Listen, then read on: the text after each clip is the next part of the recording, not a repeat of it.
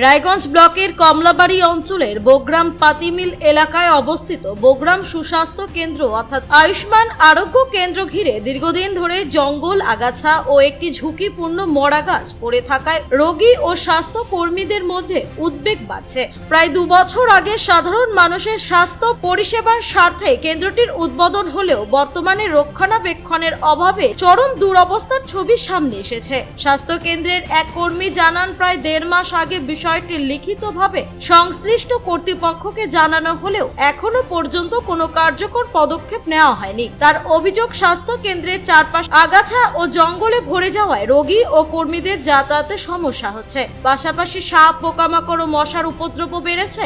কেন্দ্রের পাশে দাঁড়িয়ে থাকা একটি মরা গাছ যে কোনো সময় ভেঙে পড়ে বড় দুর্ঘটনার কারণ হতে পারে বলেও আশঙ্কা প্রকাশ করেছেন তিনি। স্থানীয় যুবক দেবাঞ্জন দাস বলেন, বিষয়টি প্রশাসনের গুরুত্ব দিয়ে দেখা উচিত। নতুন সরকার গঠনের পর স্বাস্থ্য কেন্দ্রটি আগের মতো স্বাভাবিক ও পরিচ্ছন্ন পরিষেবা দেবে বলে তাদের আশা। এ বিষয়ে ব্লক মেডিকেল অফিসার অফ হেলথের সঙ্গে যোগাযোগ করা হলে তিনি জানান, তিনি সদ্য দায়িত্ব গ্রহণ করেছেন। পুরো বিষয়টি খতিয়ে দেখে প্রয়োজনীয় ব্যবস্থা নেওয়া হবে বলে আশ্বাস দেন। স্থানীয় বাসিন্দাদের দাবি, দ্রুত জঙ্গল পরিষ্কার, মরা গাছ অপসারণ এবং স্বাস্থ্য কেন্দ্রের নিয়মিত রক্ষণাবেক্ষণ ব্যবস্থা করা হোক, যাতে রোগীরা নিরাপদ ও স্বাভাবিক পরিবেশে স্বাস্থ্য পরিষেবা পেতে পারেন।